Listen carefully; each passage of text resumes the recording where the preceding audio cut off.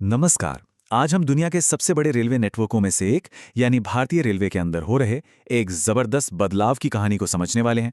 और ये सिर्फ कुछ नई ट्रेनें चलाने की बात नहीं है। नहीं, ये तो पूरे सिस्टम को चलाने के तरीके का कह सकते हैं कि एक पूरा कायापलट है। तो यहाँ सबसे बड़ा सवाल क्या उठता है?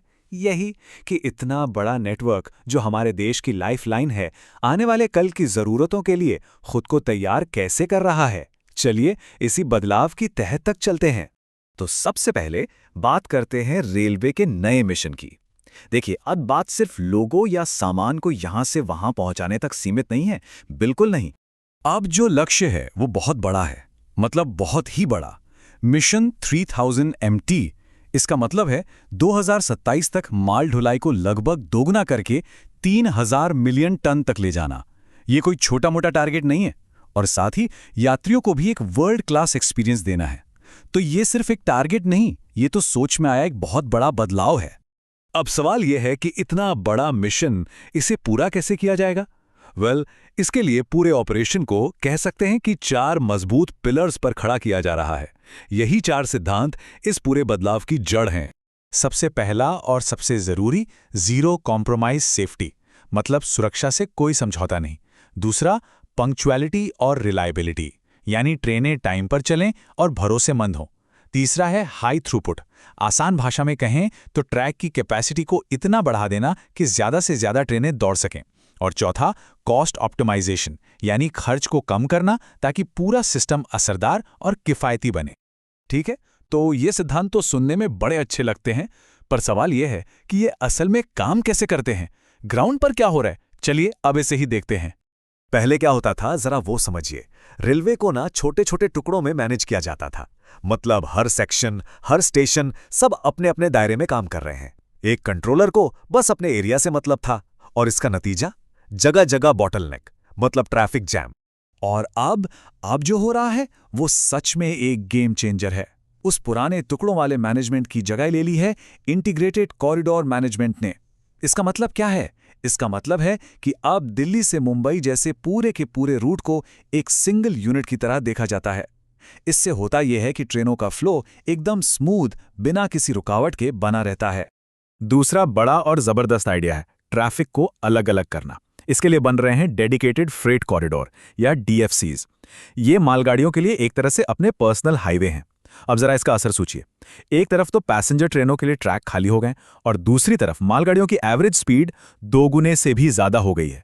इससे देश की पूरी लॉजिस्टिक्स की तस्वीर ही बदल रही है। और इन सारे बदलावों के पीछे का असली इंजन क्या है? वो है टेक्नोलॉजी। अब सब कुछ डिजिटल है, डेटा पर आधारित है। अब अंदाजे लगाने का जमाना गया। अब रियल टाइम डेटा के आधार पर फैसले होते हैं। जैसे कि वॉइस और IMCS। ये नाम थोड़े टेक्निकल लग सकते हैं, पर समझिए कि ये इस पूरे डिजिटल सिस्टम की रीढ़ की हड्डी हैं। इनकी वजह से ही नेटवर्क पर चल रही हर एक ट्रेन की पल पल की खबर रहती है। कंट्रोल रूम में बैठे लोगों के सामने पूरी तस्वीर एकदम साफ होती है। फिर आता है COA, यानी कंट्रोल ऑफिस एप्लीकेशन। पता है ये क्या है? इसे आप ट्रेनों का एयर ट्रैफिक कंट्रोल सिस्टम कह सकते हैं। अब कंट्रोलर फोन पर बोलकर ऑर्डर नहीं देते। नहीं, वो इस डिजिटल प्लेटफॉर्म पर ट्रेनों को कंट्रोल करते हैं। इससे इंसानी गलती की गुंजाइश लगभग न के बराबर हो जाती है। और जब सेफ्टी की बात हो ही रही है तो कवच का जिक्र करना तो बनता है। ये एक असली गेम चेंजर है। ये भारत में ही बनाया गया एक ऑटोमेटिक ट्रेन प्रोटेक्शन सिस्टम है, जो इंसानी भूल की वजह से होने वाली टक्करों को रोकता है। और अच्छी बात यह है कि इसे अब तेजी से पूरे नेटवर्क पर लगाया जा रहा है। अच्छा, सिस्टम तो बहुत बढ़िया है, पर इतने बड़े और कॉम्प्लेक्स सिस्टम को कंट्रोल कौन करता है? कमांड किसके हाथ में है? चलिए इसका स्ट्रक्चर समझते हैं। यहाँ एक बहुत जरूरी सिद्धांत काम करता है, यूनिटी ऑफ कंट्रोल। मतलब कमान एक ही जगह से आएगी। टॉप पर है रेलवे बोर्ड, जो नेशनल लेवल पर सारे बड़े फैसले लेता है। फिर वो फैसले जोनल लेवल पर PCOM और फिर डिविजनल लेवल पर सीनियर DOM तक जाते हैं। ये जो एकदम क्लियर चेन ऑफ कमांड है ना, इसी से पक्का होता है कि पूरा नेटवर्क एक टीम की तरह काम करे। तो कुल मिला के हम देख क्या रहे हैं? हम भारतीय रेलवे के काम करने के तरीके में एक बहुत ही फंडामेंटल, एक बुनियादी बदलाव देख रहे हैं। और ये सिर्फ कोई टेक्नोलॉजी अपग्रेड नहीं है, ये तो पूरी की पूरी सोच का, पूरी फिलॉसफी का विकास है।